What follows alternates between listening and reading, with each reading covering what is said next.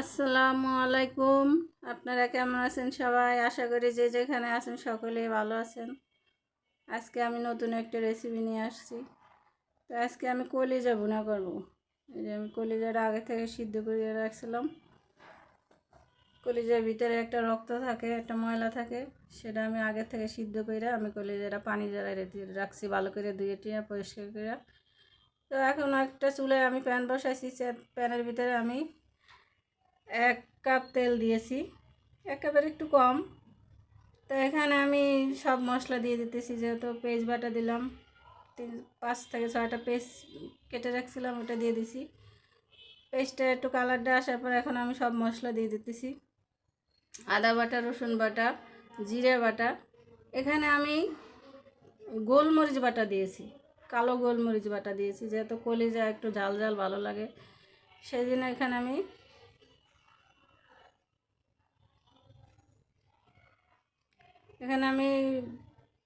এখন একটু পানি দিয়ে মশলাটা ভালোভাবে কষাই নেব।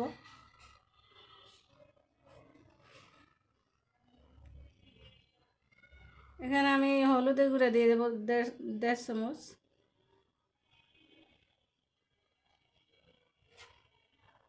এখানে আমি এই মরিচের গুঁড়া দিয়ে দিতেছি, যেহেতু আমি গোলমরিচ দিয়েছি, গোলমরিচের একটা ঝাল আছে, সেই জন্য আমি গুঁড়া মরিচটা একটু কম দিয়েছি। 1 চামচ গুঁড়া মরিচ দিয়েছি, 2 চামচ ছোটো চামচের 2 চামচ লবণ দিয়েছি।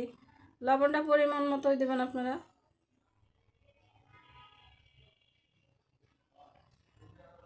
এখন ভালোভাবে আমি একটু মশলাটা কষিয়ে নেব।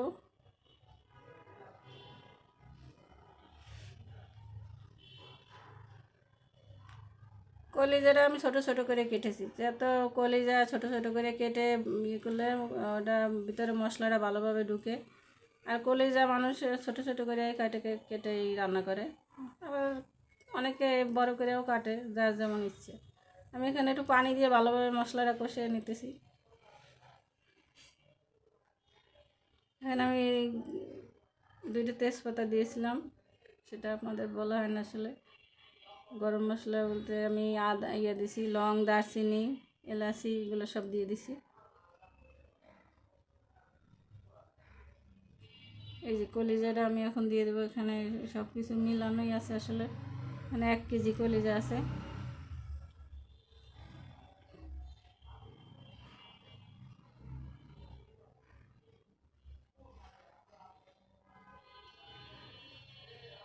আমি নেড়ে চেড়ে ভালো করে মিশিয়ে নেব। আর আপনারা যে যেখান থেকে আমার ভিডিওটা দেখছেন, আমার ভিডিওটা যদি আপনাদের কাছে একটুও ভালো লাগে, তো আমার ভিডিওটা আপনারা লাইক, কমেন্ট, শেয়ার করবেন, আর নতুন হলে সাবস্ক্রাইব করবেন। আমি একটু পানি দিয়ে দিছি, পানি দিয়ে আবার ভালোভাবে কলিজাটা ভালোভাবে সিদ্ধ করব, কষাই নেব।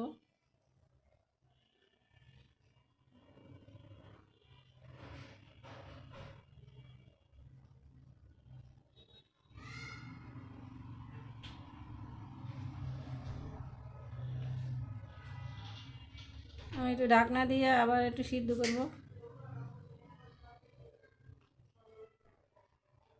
এই যে কলিজাটা ভালোভাবে কষানো হয়েছে, এখন আমি পানি দিয়ে দেবো পরিমাণ মতো কলিজাটা সিদ্ধ হওয়ার জন্যে।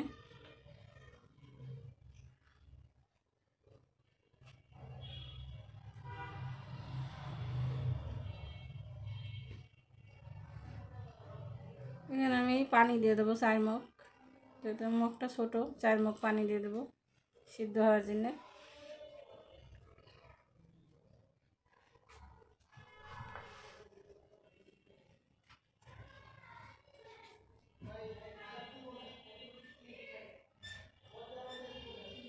এখন আমি ঢাকনা দিয়ে খুব ভালোভাবে রান্না করব।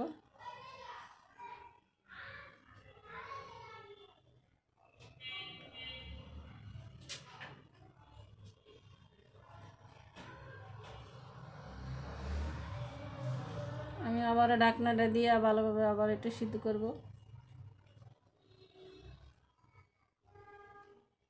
এই যে কলিজা ভুনা হয়ে গেছে। একটু একটু হালকা একটু মানে রাখবো মশলা,